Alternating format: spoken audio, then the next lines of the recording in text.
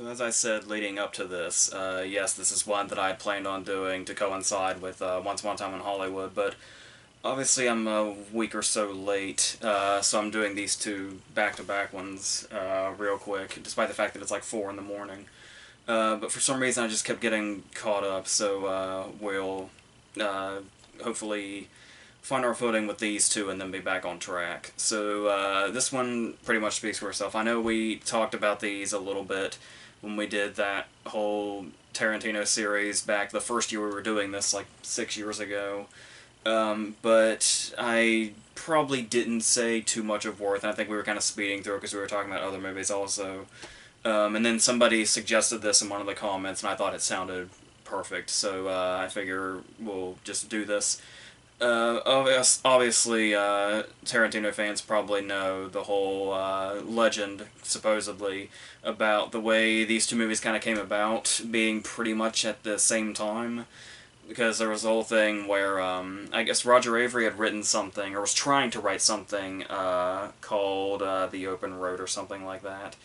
And it basically, and he couldn't really do it, of course, kind of being behind Tarantino's glory, as he often is. And so he gave it to Tarantino when they still worked at the video store, and he said, "Can you do something with this?" And Tarantino basically wrote both of these movies at once. And when it became too much, they kind of got split up into two separate stories. But a lot changed, obviously, in that process, particularly by the time Natural Born Killers actually came around to existing.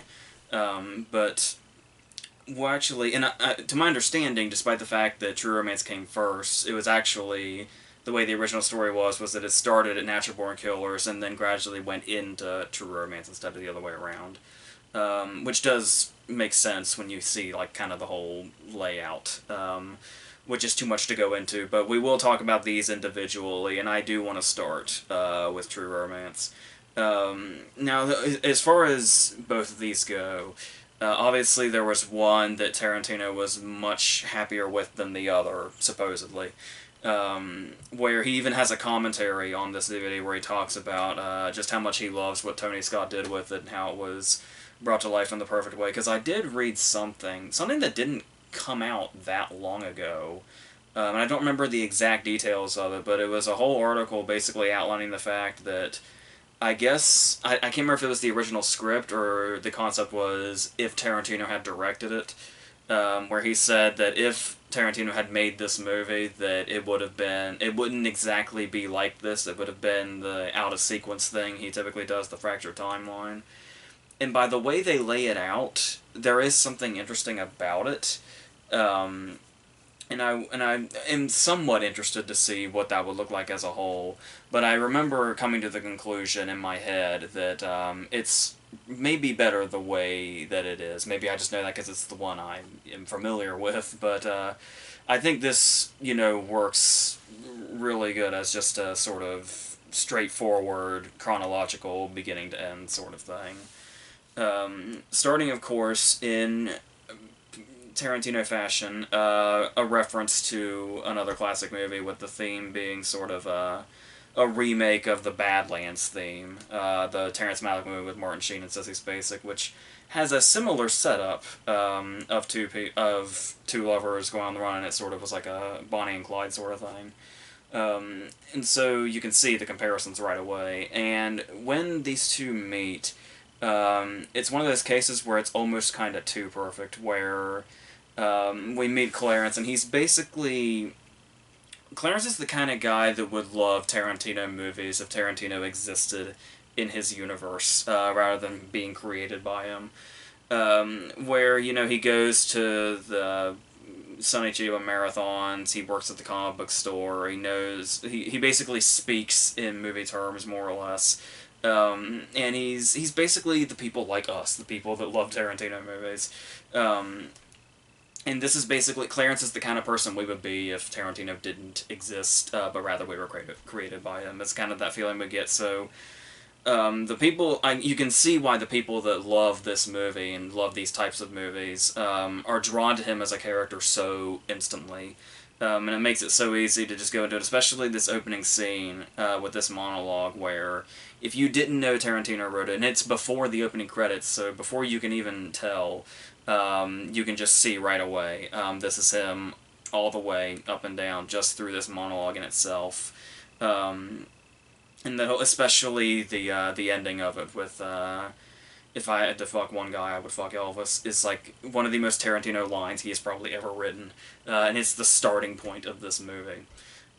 So, and then of course, someone like him ends up meeting Alabama by chance, where she claims to see him and think he looks like a nice guy, and just goes to him. And kind of sets up her own meet cute. Like it's not even the script doing it; it's her specifically doing it herself, because of course we learn that she's been hired to do this. And the great thing that I love about Patricia Arquette's performance, and really this character in general, is she kind of always has this sort of sweet innocence about her that's in all the facets of her character, because obviously at the start she's putting on somewhat of an act because she's a prostitute, even though she only has been for like a few days at this point, and he's like her fourth customer or something. But to the point that she almost seems too perfect. Like it's almost a fantasy, to the point of where we were talking about how the kind of character Clarence is and how much people who are like movie geeks or comic book geeks or whatever can relate to him. Like the ultimate dream is a woman like Alabama just falls into your lap almost literally, with like no provocation whatsoever. You don't have to do anything but be sitting in a Sonny Chiba 3-movie marathon.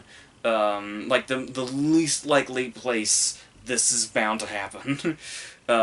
So it seems like it's too perfect, but then when we get to the transition, when she confesses to him after we've had the blue-tinted love scene, which feels like Tony Scott basically recreating what he did with Top Gun, just a bit more R-rated. This scene out there when the two of them just kind of open up to each other, not just her, but his line also, about how, letting the chips fall where they may, and if he says it and she doesn't say it back, he's gonna fucking die, and stuff like that.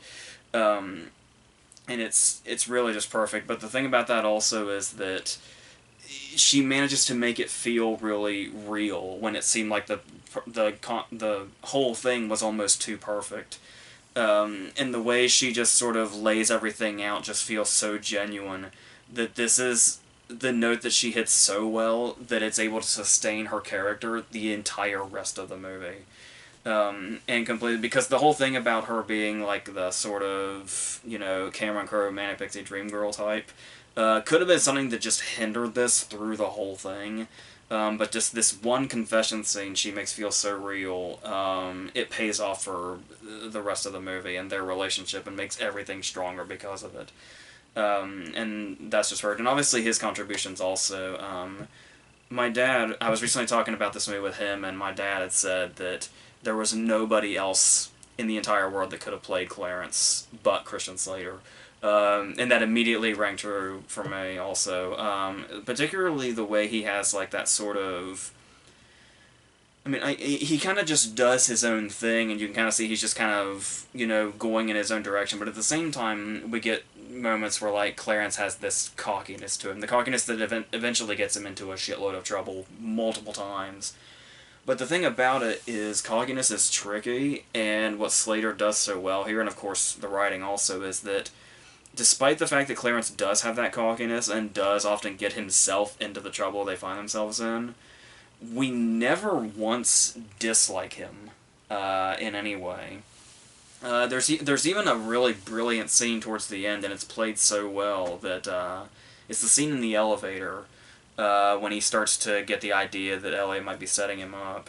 And so he puts the gun in Elliot's face, and it's like this really terrifying, intense scene where everybody's wondering if he's going to actually kill him or not. And in this moment, they've like made it so intense and so threatening, yet the threat in the scene that's making it so intense is the hero of the movie. Which is, and the way they were able to pull that off, and just really sort of twist how we feel about his character for just the amount of time that scene takes. And then everything's back to normal when he says, I just had to make sure. There's so much to this character that you might not see immediately on the surface. That Slater just absolutely plays to perfection. And then, of course, we have our very long supporting cast. All these characters that stand out. And the interesting thing about it also is you look at like the main cast list, and you see that it's almost like glorified cameos throughout it. And it's like the cast members who aren't in the main cast list are the ones that have the most screen time. Like we never even see Val Kilmer's face, and he's like what, fourth credited. Uh, and then you have like a lot of them just have these individual scenes. This is what I was talking about Once Upon a Time in Hollywood, where as long as you're working with a Tarantino script, it doesn't really matter how many scenes you have because there's going to be something there for you. The scene that stands out to me the most is Gary Oldman has two scenes in this movie. And the amazing thing about that is that Gary Oldman is this actor with like this incredible resume, and he's known as like being like the ultimate, modern chameleon actor. And like all these different roles that everybody can name off. Now he's an Oscar winner. But honestly, in these two scenes alone, I think Drexel is my favorite character of his. I think he said the same thing else. I think he was interviewed and he said that his two favorite characters he's played were Lee Harvey Oswald and Drexel. And that's just perfect to me because this scene, with the build up to it, with them throwing the hanging lamp back and forth to each other, and the way that Oldman's sort of playing this is still, no matter how many times I've seen this movie, which is like a billion at this point, and add another billion to number of times I've watched this scene by itself. And I'm still and the scene with Samuel Jackson too before he shoots everybody, when they introduce not only him but the cocaine also, and there is like this whole. It's still weird to me that that is him. You know what I mean? It's like it's incredible to me to watch him in this role and think about all the other parts that he's played and to think that it's the same actor. And I know that's like his whole reputation, but I mean this role specifically is the one I think about where it's like, how can all those other guys be this guy? And it never ceases to amaze me. And like I said, he's only got two short scenes. He's in the movie for what, 5 minutes, if that. And that's really just that whole exchange and everything, the suspense of it, the role, everything, is my favorite moment in the movie. But the thing about that is that it's really early. It's in like the first 20 minutes, if not earlier. So you might be thinking, if that's my favorite scene of the movie in like the first 20 minutes, do I think the movie peaks too early? I'm not quite sure how this works, but no, that's not the case. Because when I talk about this being an individual scene, that's what the movie's full of, is those individual scenes. You can go up to a bunch of people that love this movie. You can go up to a bunch of people that say this is their favorite movie, and you could probably get a different answer almost every time when you ask them what their favorite scene is. You might get the Drexel scene. More often than not, you'll probably get the Walken Dennis Hopper scene. There's the whole scene, like I said, I really love that elevator scene. Any scene with Pitt. Brad Pitt is, once again, another person that's in this movie for like maybe 5 minutes in total. But everybody always remembers his lines. Like, how many times has Brad Pitt and True Romance been brought up in conversation? Somebody in that conversation will bring up the, you condescended me, I'll fucking kill you line. And it's to my understanding there was a lot of improvising as far as the lines go. Even though obviously Tarantino's trademark is in there, there was like I think Dennis Hopper threw in a couple of improv lines into his big scene. The Pitt lines were mostly, and the whole conversation between Bronson Pinchot, Chris Penn, and Tom Sizemore was like entirely improvised. But the fact that all of that sort of blends in with the rest of the dialogue is what makes it so perfect also. And it kind of shows just how in tune this cast was with this script and these characters. And how it just all kind of fit together perfectly. And yeah, talking about that Hopper scene also. I mean, there's really not much else I could say about the Hopper walk-in scene that hasn't already been said. Once again, just the whole, build up and the way we can feel everything closing in more and more the more Hopper provokes them. We see the guy like over Walken's shoulder with the gun after a while. And it just all is eventually coming to that exclamation point of him getting the point blank range headshot. But it's like that perfect. It had that perfect build up to it. But the thing that really stands out to me about Hopper also is really just how much they establish the relationship between him and Clarence with just a little bit of screen time, but with the way they interact, you can like immediately see like the sort of ups and downs their relationship as father and son has had through the way they talk to each other.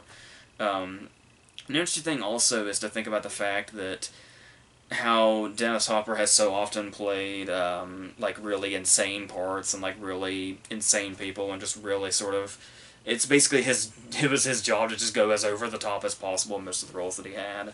And it's like you see the types of characters that are in this movie and the type of movie that it is, and you hear that Dennis Hopper's in it, and it's like you can only imagine the insane directions that it goes, when in actuality he's playing probably the most sane person in the movie, like the most grounded person in the movie. And it's like this really interesting curveball for him, and I think that's another thing that makes his performance stand out so much, because it's so unexpected from him. Um, and then, yeah, and of course, I mentioned the brilliant casting of Bronson Pinchot as Elliot, which might be, is this maybe his biggest acting role outside of a straight-to-video comedy here and there? I particularly love that moment when he's being, he's trying to talk to Lee on the phone about Dick Ritchie, Michael Rappaport's character, and he mistakes the words, who the fuck is Dick for you want me to suck his dick. And nobody could have delivered that line as perfectly as Bronson Pinchot does. Apparently he also ad-libbed the scene when the cop pulls him over and he's got the cocaine on his face. Bronson Pinchot was like really in tune with this script to be able to improvise as much as he supposedly did and just how much it works. So yes, and then as I've said about many of other Tarantino's movies, particularly his most recent, there's just sort of a love of movies that oozes out of this, just by the way the characters talk about them, and the parts that they play. Like the whole thing about how they meet at the Sonny Chiba Marathon, the Street Fighter Marathon, and it's that whole thing of like a lot of people, like he's talking to Anna Thompson's character at the bar in that very first scene, and it's when he invites her to 3 movies, and it's already really late at night. And she's like, I'm good, and walks away from him. And it's like people like us, like I said, that love movies like Tarantino movies or True Romance specifically, we see no problem with Clarence wanting to do that. And it's just to see that a character is willing to just do that, and that's what they practically live for. It's his birthday present to himself. It's like so endearing to like fellow movie lovers. And then another one of my favorite moments is the Drexel scene. When he's trying to point out that there's tits on the screen that you haven't looked at once since you've been here. And the way Clarence supposedly has never looked at the TV, yet is not only able to identify the movie, but rattle off the cast list while he's at it. Not to mention he's in this intense situation to begin with. And then just the whole plot point that Dr. Zhivago is the code name for the cocaine through the whole thing. And making one of the main characters, one of the crucial characters, Lee Donowitz, who is a movie producer, so they're talking about this fictional war movie, Coming Home on a Body Bag, that's supposedly like the Apocalypse Now of its time. And it's just the way it somehow involves that in a story like this. Like I said, just shows a love for movies in general. So there's that. And then sometimes you got these settings, talking about some more of the individual scenes. Sometimes the settings just work by themselves. Like the fact that when they first meet Elliot, the fact that the scene takes place on the roller coaster always stood out to me and was an interesting choice. And apparently it was written to just be at a zoo, but it was Tony Scott's decision to say that the movie's already been going, kind of moving at a really good pace. Like by the time the Dennis Hopper scene is over, you barely realize like we're almost an hour in. We're almost halfway through. And then it's like, as the movie is rolling along enough as it is, it just gives you this, they inject this shot of adrenaline into it by having this meeting on this roller coaster that we see from kind of a first-person perspective. And it just sort of keeps the movie going in that fashion, and then feels like it's never letting up. And then, of course, introducing more characters as it goes on. We get kind of a glimpse in the walk-in scene of James Gandolfini as kind of an introduction to him, as this dude named Virgil, who is sent to kill Clarence in Alabama, but it just happens to show up at the hotel when Clarence is out, and it's only Alabama there. And we get this scene where you talk about it became a Tarantino trademark to sort of have like tough women in crucial roles, like Jackie Brown and The Bride and the girls in Death Proof and all that. And you see that Alabama at the start is like, this perfect, like I said, almost a Band Pixie Dream Girl type. And then you have this scene where she has to fight for her life against James Gandolfini, of all people. Now, he wasn't quite as big then as he got, but he's still really damn intimidating. Just the character in general. Like, even when he goes to visit Floyd, there's just something so imposing about him. And then when Alabama walks in and he's just waiting for her, and the way she just sort of kind of tries to play it off, like maybe he's in the wrong room or something. I think she knows, because he's got the shotgun in his lap. But the way she still kind of tries to play it off, to sort of, almost like she's stalling before she figures out the fact that she's going to have to fight for her life before this is over. And to say that she fights for her life is kind of an understatement. Because this scene gets so brutal, so fast, but the way that it's able to bounce back to where, like, all of the brutality in the first half of this scene is him doing it to her, but then the way she fights back, she kind of fights back tenfold, and we see just him completely and totally get fucked up before Clarence can even intervene. He's already been stabbed a couple of times, set on fire, and just blasted to all fuck with his own shotgun.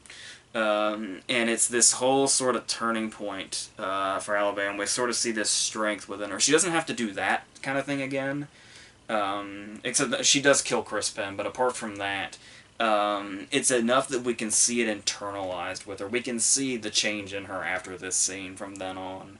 And it makes the Chris Penn killing scene ring more true as that goes on also. And then we get to our classic Tarantino ending, when there's a couple of guys with guns, then there's a big group of guys with guns, and there's a bigger group of guys with guns that all happen to converge all in the same place, all of which are wiped out in this moment except for 3. Dick manages to get away, and of course Clarence and Alabama get out. I think everybody else is a corpse by the end. Because we're introduced pretty late to the crew with, like, Kevin Corrigan and all them. I mean, we know where they come from, but the guys themselves individually. And then, of course, we're introduced to the cops when Ellie gets arrested, and we meet Tom Sizemore and Chris Penn, and then all those other guys.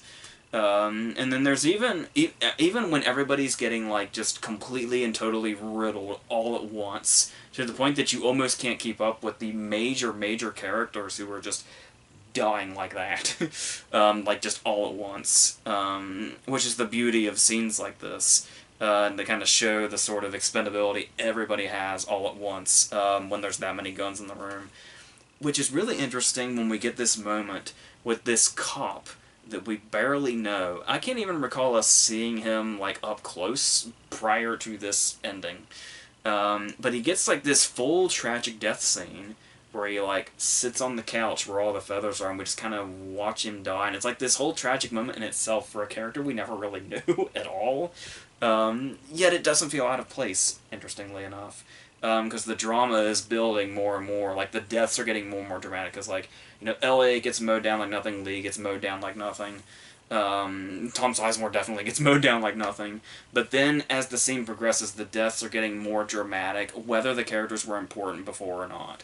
Like, we see that cop die, and then there's the whole Chris Penn gets vengeance for Tom Sizemore death on that guy, and then she kills Chris Penn, and it gets more and more dramatic as it goes. And then, of course, leading to what, in another draft of the script, would have been Clarence's death. But much like we'll see with both these movies, you can tell that they wanted to go more with the sort of hopeful ending, the happy ending. And this, Natural Born Killers will go into something else, but with True Romance it does feel more like an intentional fairy tale ending of sorts. Because there was the whole opposite thing where Clarence was supposed to die, and then Alabama was going to go off and eventually, supposedly, meet up with Mr. White. Hence him being asked, "How's Alabama and Reservoir Dogs?"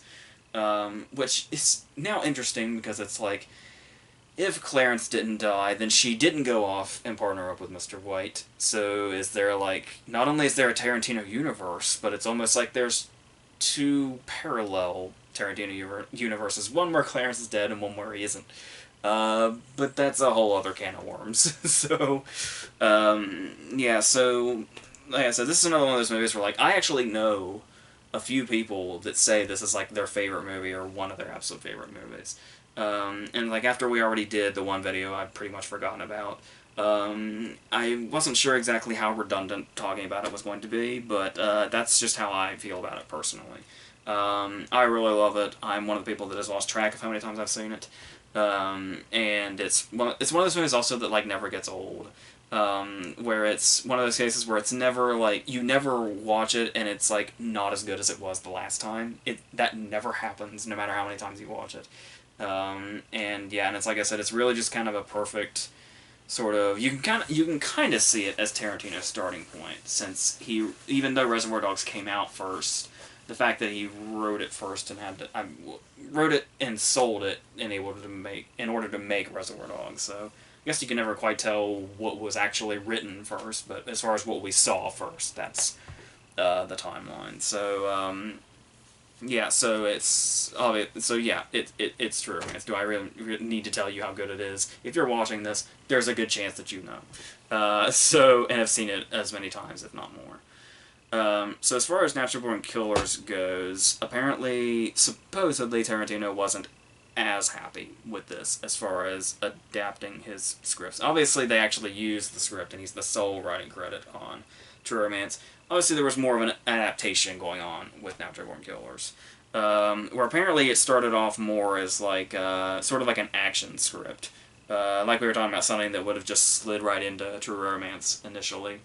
And I guess when Oliver Stone got it, he had planned on almost making like he had just made that movie Heaven on Earth, and it was something, it kind of took a toll on him, so he wanted to make something a bit more, I guess, easy. So he thought he was just going to be making like a Schwarzenegger-esque action movie when he took this on. But then, of course, a bunch of real events started happening. The Menendez brothers thing, the Rodney King thing, and most notably, the O.J. Simpson thing. So it just kind of all converged at once, like it was this movie's fate from the get-go.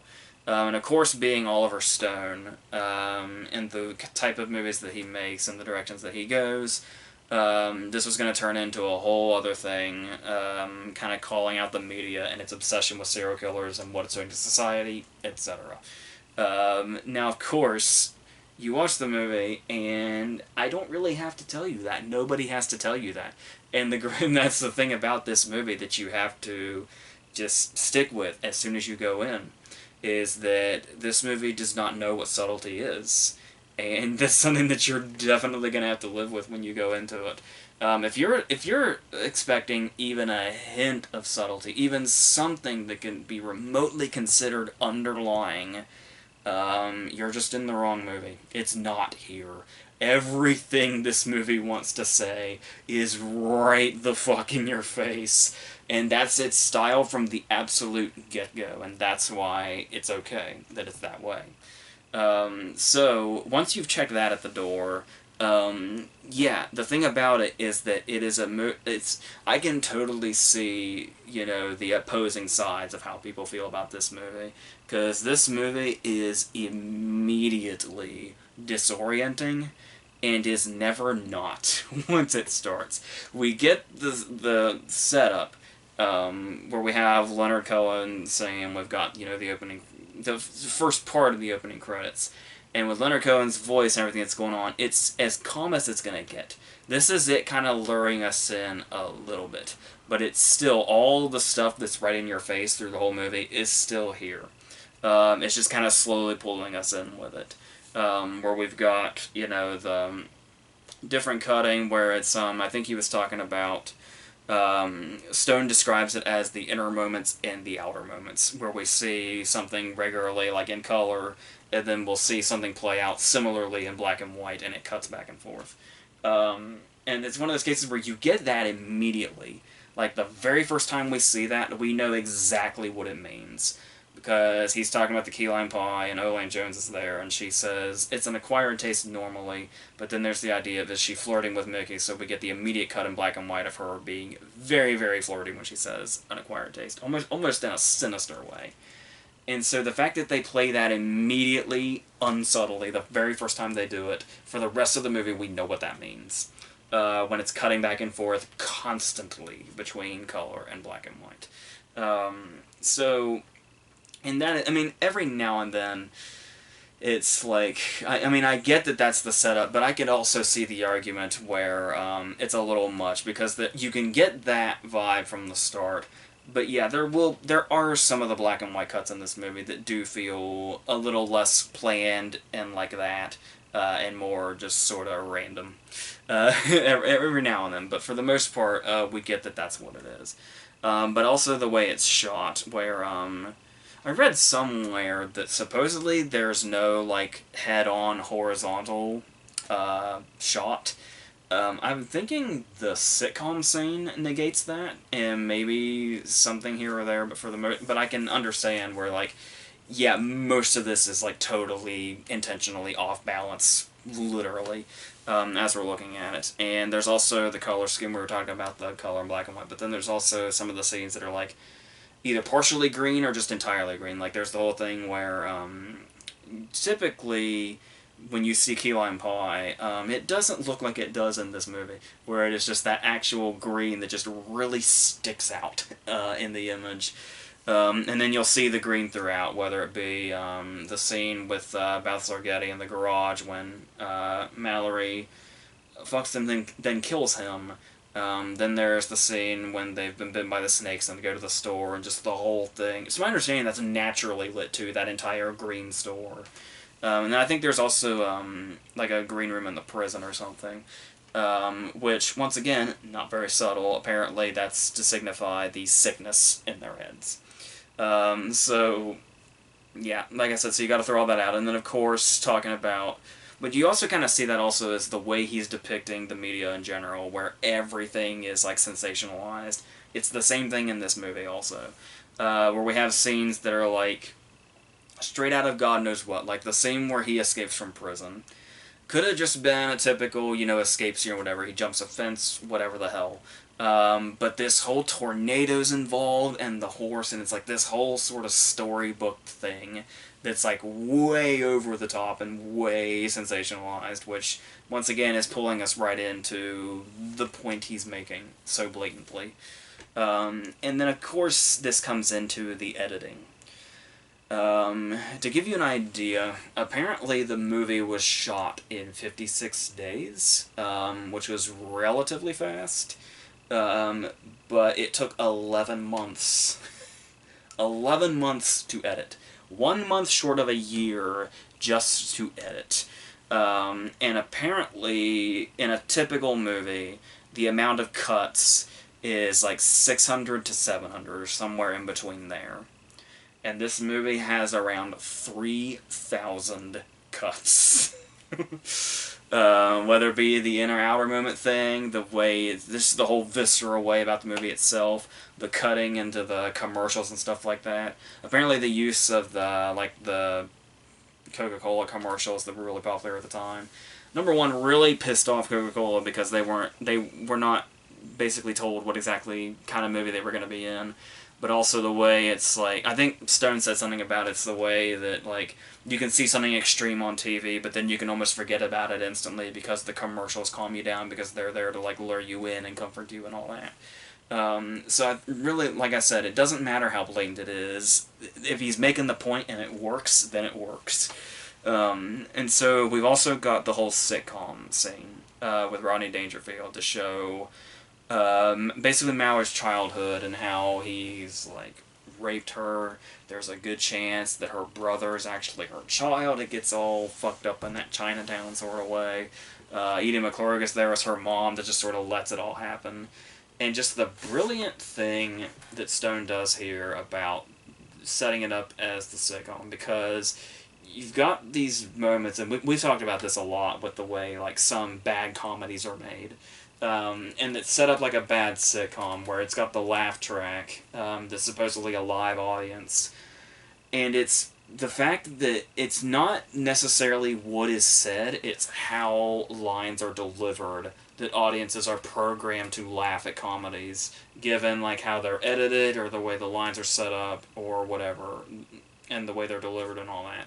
So you've got Rodney Dangerfield saying these terrible, horrible, disgusting, unthinkable things to his daughter, but he says them in that comedic Rodney Dangerfield delivery. Like, how ingenious is that casting choice? And it's the fact that if you ignore the words he's saying, the way he delivers the lines, and the way it's cut together just right, the laugh track is like perfectly placed. Where like if you just had like those cases where he could say just about anything, and it's like sort of like the people that laugh at jokes they don't get, where if you just say it in a certain way, it'll occur to an audience in their minds. That's a way a line is delivered comedically, and then it's almost like an instinctive reaction to laugh, even if it's something you completely don't understand or something you're not even really paying attention to. So it's like that sort of programming just makes this laugh track laugh at these ungodly things that Rodney Dangerfield is saying, and it's like that's yeah. So I don't know who else but Stone could have thought of that, but there it is in all of its glory, and perfectly sets up her whole backstory, while also laying out exactly the sort of fuck you to the media that it is, and it's the showing the impact of it in the most negative and worst way possible. And then this continues also with American Maniacs, Wayne Gale's show, which I've said many times. I love the introduction showing Wayne Gale's ego when it's like American Maniacs starring Wayne Gale, produced by Wayne Gale, written by Wayne Gale, directed by Wayne Gale, just all the credits at once. It's him doing like karate and shit in the background. This is probably one of, if not my favorite, of Robert Downey Jr.'s performances. I know that's a long list also, but I mean, this is just pure genius all the way down to the Australian accent. But before we get into him, the main thing about that makes American Maniacs and that whole segment so amazing in this movie and in its context is that when you're talking about the satire of it, there's the whole question of exactly how far can you go. I guess you could say this about like today's political climate as well. It's like, how do you do satire when it's all right there to begin with? Like, what else can you even add to it if it's already outrageous to begin with? And I think that is perfectly embodied when we see American Maniacs playing. And it's like, it feels like such an over-the-top parody of true crime shows like that. But at the same time, it feels exactly like a show that would really exist. Somehow, some way, it's both of those. And it's like that's one of those cases where it's like, how do you go beyond satire? Sometimes you just have to do it. And if you maybe just add just a certain little twist in it, or just take it up maybe just the slightest notch, you'll somehow find a line dividing the two, but it's very, very, very thin. And just everything about that just works perfectly to throw that out there. And of course, when we see the fan bases also, it's the stuff we see with stuff like Manson and Bundy and all them. We were just talking about this with Efron's Bundy movie, and we've talked about it a little bit with Manson recently. But it's the whole thing where you have the guy standing outside, and he's like, I know mass murder is a terrible thing. It's really a terrible thing. But if I was a mass murderer, I would totally be Mickey and Mallory. And that's another one of those things where if you had told me that that's something somebody being interviewed in that era had said on TV, that would be believable. And it's like there's this line here that we really can hardly see about whether the movie's being over the top or it's portraying it realistically. And it's and that's pretty much all the movie has to say, and we get it. And it's even there's even moments where it's almost like I don't know if it'd be too extreme to call it like a self-reprimand, but it's something. There is a self-awareness, it seems, when we have these shots of we're seeing all this different TV stuff being thrown at us, all the violence in the media and the way it's being portrayed and all that. We see, like, the court cases that are being plastered on TV, the real life serial killers' faces being shoved in ours.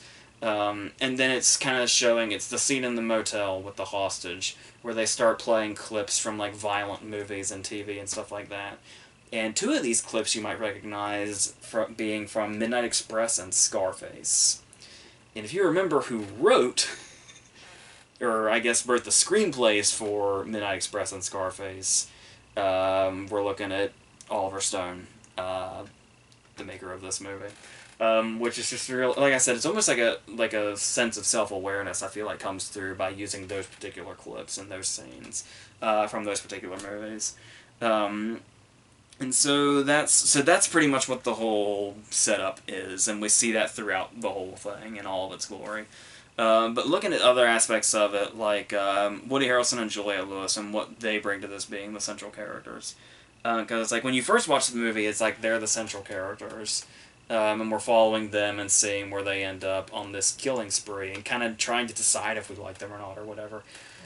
And then the rest of the time you see it, the satire of the media is what the star of the movie is, and Mick and Mallory almost just feel like sort of pawns in that. Sort of like the driving force of that story and that setup. Which, like I said, is amazing to think that that's not even where the original story lied at all. It was only brought about within the process of figuring out how they were going to put it to screen when that adaptation happened. So, with Woody Harrelson, it is my understanding, number one, there was something I'd always heard, and I still don't know if it's true or not. I don't know if Stone ever confirmed it or not, but the fact that in real life Woody Harrelson's dad was a contract killer that ended up dying in prison. And supposedly Oliver Stone had said something to the extent of the reason he cast Woody Harrelson was that, in a way, murder was in his blood.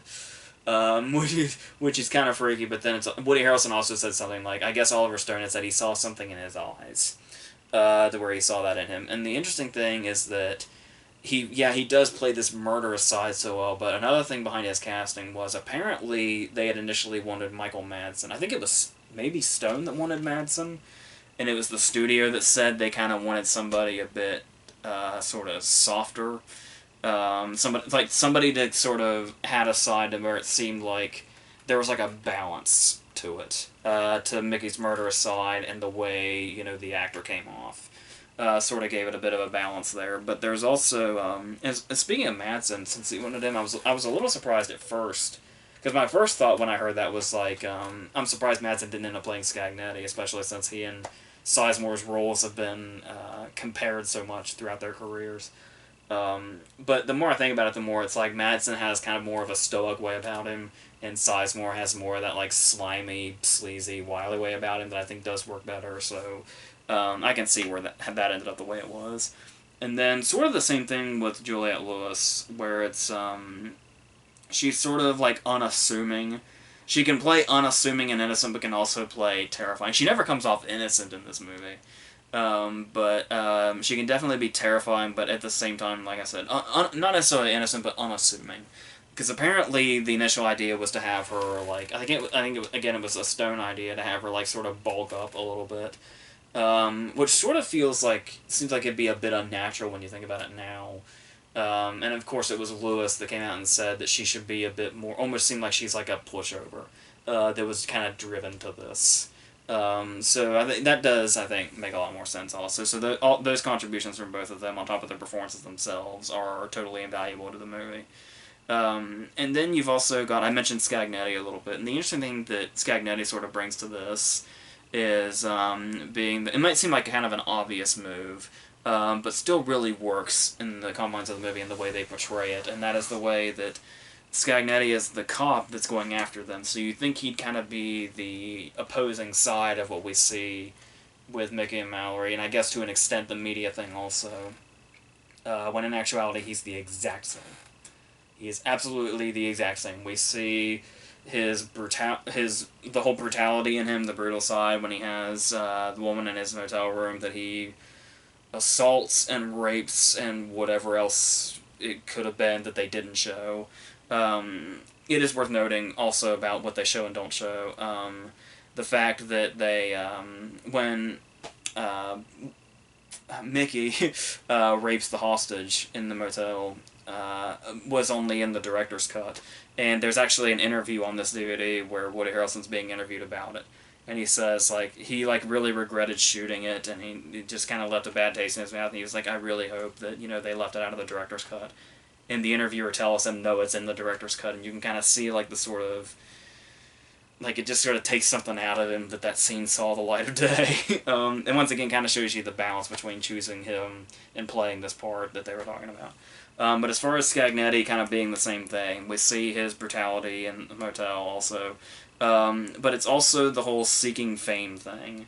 Where, like, the whole thing about Mickey and Mallory are all about, they have to know our names, they have to see our faces, and, it's all about getting beloved by the media and all that. And Scagnetti's the same way.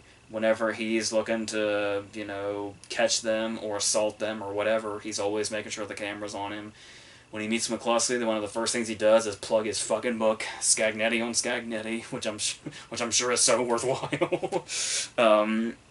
And yeah, and just sort of getting his whole backstory, and it's really just sort of the same thing, and these two things colliding, it just sort of adds to the whole, like, just that whole thing. And so, speaking of McCluskey, yes, the second half of this movie when we get to the prison. I'd say, some people say it's split up in 3 parts, but I would say yeah, there's him, there's his and Mallory's backstory and how they came to be, then the middle portion with the Indian, and then the prison. But I've really kind of just seen it as 2 halves. But yes, once we get to the prison, and we have both Wayne Gale, who's been introduced in and out, and then we have McCluskey, who's introduced, Tommy Lee Jones going as absolutely over the top as possible. And I just love that we've had all this, we had the Mickey and Mallory build-up, we've had the Scagnetti build-up, and it's like the characters could not be more colorful if they tried, and more brutal and just ripping everything apart in their path if they tried. And then in this second half, we are treated to Robert Downey Jr. and Tommy Lee Jones trying to out-ham each other. And every second of it is so glorious. That's another case, kind of like I was talking about with Oldman and True Romance. When I see Tommy Lee Jones in this, to look at his other characters and realize, I mean, I guess you could say he went, severely over the top and stuff like Under Siege, but I mean, this part especially, he just completely went off the walls fucking insane. Which I said is sort of that perfect thing where you think the sort of, law characters, whether it be Scagnetti or McCluskey or whoever, would be the opposite of them, or like the contrast to them. No, it's just like you just keep seeing similarities in them as you go on. And it's like the more it goes on, the more insane Wayne Gale gets and the more insane McCluskey gets. Even if McCluskey is trying to maintain control, there's certain aspects of his character where if they weren't like that, some of this may not have happened. And he wouldn't have received the gruesome outcome that he does. Only in the director's cut. But enough to the point that it's now a famous kill, even if it's only in the director's cut.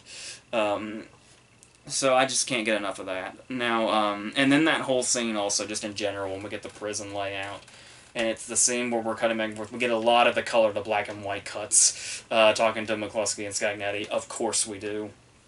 Because there's so much under the surface of them underlying that we otherwise would not want to see. And as this is going on, they are walking and walking and walking and walking, and it's like the longer they're walking, the more we realize just how locked up Mallory is. And even more so Mickey, we learn. And it's like, it sort of reminds me of the scene in Silence of the Lambs when they're taking Clarice down to see Hannibal. It's like they just have to keep going layer after layer after layer to show you just how fucking locked up this person is, how dangerous this person is. So I really love that also. And then, of course, this was shot with, in most cases, in some cases, I think the inmates had to, like, be on lockdown. They brought in, like, 200 extras. But for a lot of it, the extras in the prison are actual inmates who are actually imprisoned for actual violent crimes. Even going through like sort of like the sewer system. I remember there's an interview with Downey on the DVD when he says like we were walking through actual criminal shit.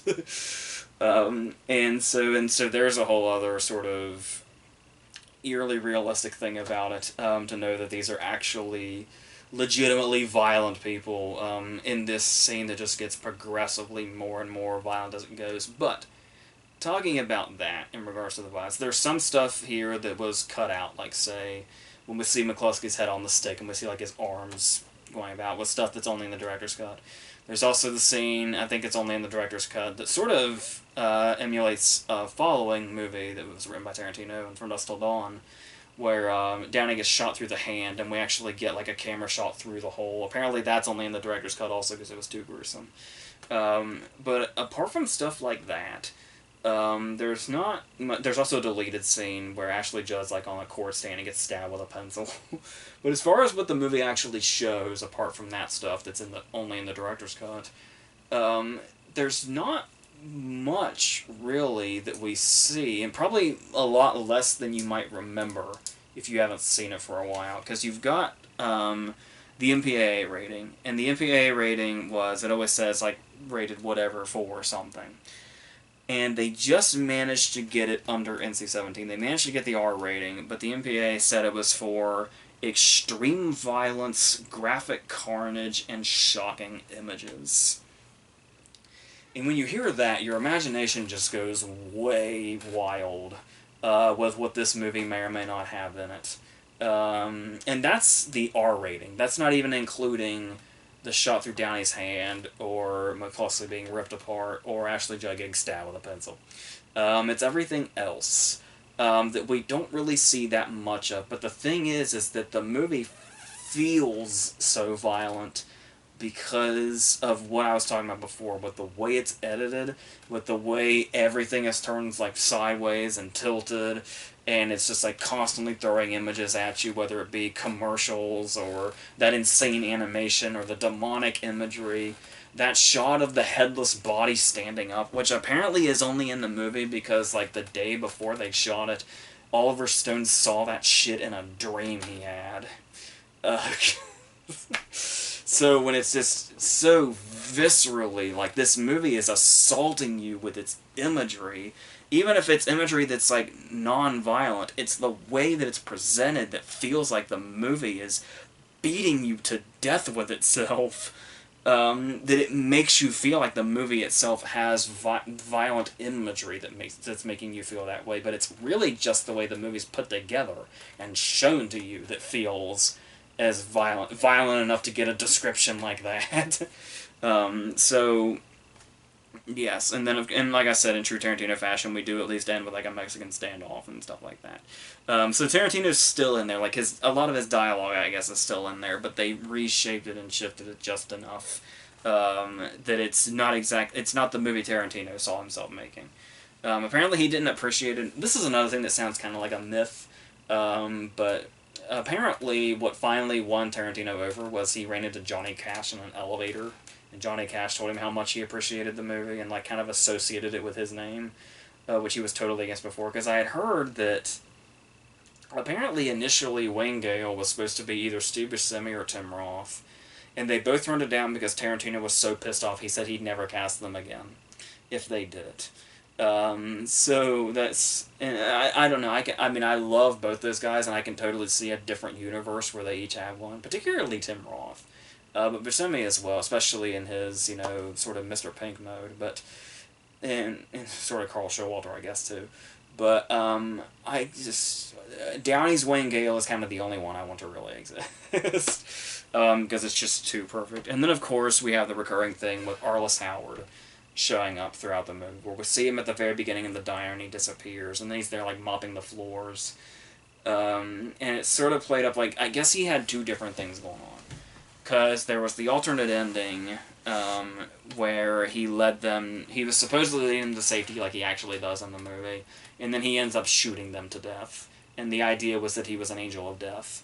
But then in the actual movie, when, like we were saying about, we get the happy ending, where I guess Stone wanted to go more the actual, love beats the demon sort of thing, and the fact that once they kill, Wayne Gale, they just completely blow his ass to smithereens. Once again, another thing where it's kind of cut down in the R-rated version, but in the director's cut, they just fire and fire and fire at him. Just completely annihilating the media in the form of Wayne Gale, allowing us to actually believe that they left the killing behind, and that stuff with them and the family is like an actual the real direction that their life went. And in this particular case, that would make Arliss Howard a guardian angel as opposed to an angel of death, which is what either setup really would have been, regardless of which direction it went. So, yeah. Like I said, it's a number of different movies in one, depending on how many times you've watched it. If it's your first time, the second time is going to be a totally different experience, a totally different movie. Like I said, even the media thing is kind of the main focus, even almost like Mickey and Mallory being second to it. And it's this insane, visceral experience, and like once you've gone through it, you almost wonder if you've maybe gone a little insane. And the fact the movie is able to pull that off and get that sort of reaction just really says so much about how it's put together. And like I said, it's not even the violence in the movie, it's the way the movie is assembled that feels violent. And that in itself feels like such an accomplishment, and the technical aspects that go into filmmaking. So, with all that praise thrown at Natural Born Killers, I do think that I personally prefer True Romance. There is a time where I think I would have said Natural Born Killers over True Romance, but while you do appreciate that you get a different experience out of Natural Born Killers many times over, I guess I just sort of like the consistency of True Romance, and just the way it just sort of, while you can't appreciate the stuff that Natural Born Killers is saying, it's really hard to resist an amazing character piece. With an incredible cast list, scene after scene after scene of those actors doing amazing things with amazing characters, with amazing writing, and all just coming together in this big, explosive Tarantino ending. It's just really, yeah. So that's basically where I lie with both of these. So, right. So the next one, which I'm going to be filming right after this, it's literally a turn the camera off and turn it right back on scenario. We're going to go into Terry Gilliam land, but given that these two will probably be posted shortly together, you probably already know that. So until about 20 seconds from now, that's it.